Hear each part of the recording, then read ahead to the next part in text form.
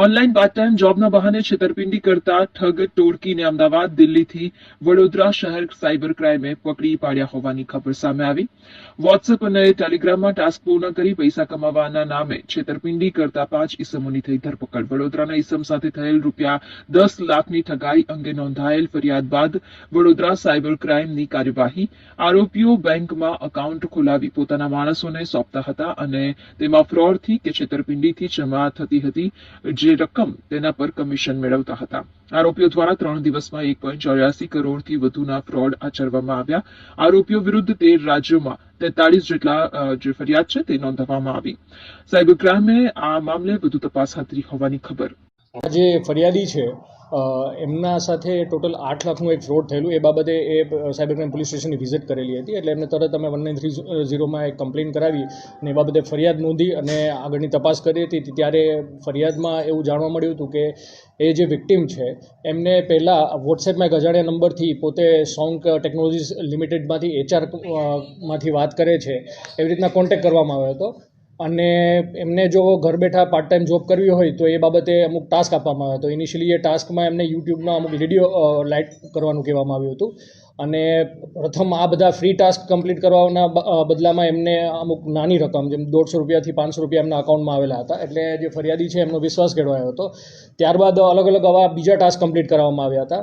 પછી એમનો એક સ્ટેજ આગળ જવા માટે એમને એક ટેલિગ્રામ ગ્રુપમાં ઇન્ટ્રોડ્યુસ કરવામાં આવ્યા હતા, જેમાં એને જણાવવામાં આવ્યું હતું કે આપ પ્રીપેડ ટાસ્ક એને કહે છે આ લોકો, પ્રીમિયમ ટાસ્ક અથવા તો પ્રીપેડ ટાસ્ક અગર એ કરવા હોય તો આપણે અમુક રકમ એમને એક વેબસાઇટ આપેલી હતી એમાં ડિપોઝિટ કરાવવી પડશે.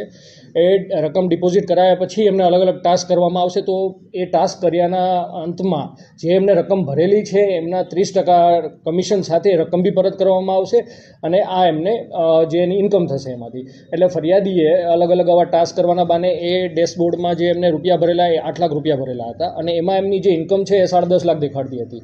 તો એ ટાસ્ક કમ્પ્લીટ કર્યાના અંતે જ્યારે પૈસા વિડ્રો કરવા જાય છે તો એ પૈસા કોઈ વિડ્રો નથી થતા અને એકના બીજા કોઈ બહાના દેવામાં આવે છે કે આપણે ઇન્કમ ટેક્સના પૈસા ભરવા પડશે યા તો આ ટેકનિકલ ગ્લિચ છે કરવા માટે બીજા પૈસા ભરવા મળશે. એટલે ફરિયાદીને એવું ખ્યાલ આવ્યો હતો કે એમની સાથે ફ્રોડ થયો છે અને એ બાબત એમને સાયબર ક્રાઇમ પોલીસ સ્ટેશન ખાતે ફરિયાદ નોંધાવી હતી. પ્રોપર એક મોટી વેબસાઇટો એવી કોઈ હોતી નથી, ટેમ્પરરી, જેમ કે આમાં કોઈ CNN.com કરીને વેબસાઇટ છે એ રજીસ્ટર કરવામાં આવી હતી. તો આ વેબસાઇટ બી ચેન્જ થતી રહે છે. આ વેબસાઇટ પર્ટિક્યુલરલી 15 થી 1 મહિનો સુધી ઓપરેટ કરશે અને પછી એ વેબસાઇટ બંધ થઈ જશે અને બીજી કોઈ નવી વેબસાઇટ ચાલુ થશે.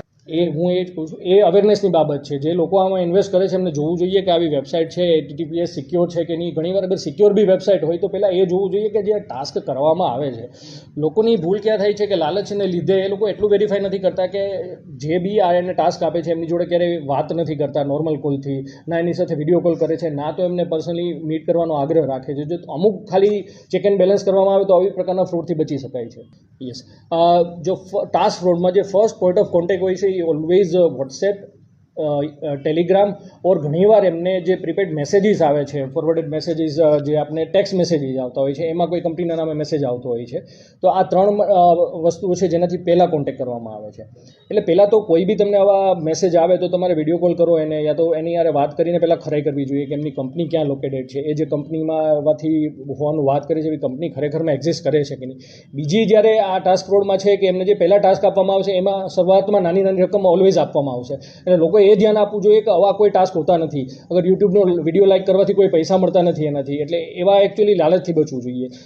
ત્રીજી વસ્તુ એ છે કે એમને ટેલિગ્રામ ગ્રુપમાં એડ કરવામાં આવે છે અને આ ટેલિગ્રામમાં અલગ અલગ લોકો સ્ક્રીનશોટ નાખતા હોય છે કે અમને બી પૈસા મળેલા હોય છે. આ જે સ્ક્રીનશોટ નાખવાવાળા છે એવું બની શકે એ જ વ્યક્તિ જેને ગ્રુપ ક્રિએટ કરેલું છે અલગ અલગ ટેલિગ્રામ આઈડીથી પોતે જ અંદર સ્ક્રીનશોટ એડ કરતા હોય છે, એટલે લોકોનો વિશ્વાસ કેળવાઈ જતો. તો આવા પ્રકારના અગર આપના ધ્યાને આવે તો બચવું જોઈએ કે આ ફ્રોડ જ હશે. બીજું સૌથી મોટું આમાં એક છે કે જ્યારે લોકો પૈસા ભરે છે એમને જે IFSC કોડને અકાઉન્ટ આપવામાં આવે છે એ થોડુંક અગર ચેક કરે IFSC કોડ અગર ગૂગલમાં તો એમને ખ્યાલ આવશે કે જે અકાઉન્ટ આપવામાં આવે છે ભારતના અલગ અલગ રાજ્યોમાંથી આપવામાં આવે છે. અગર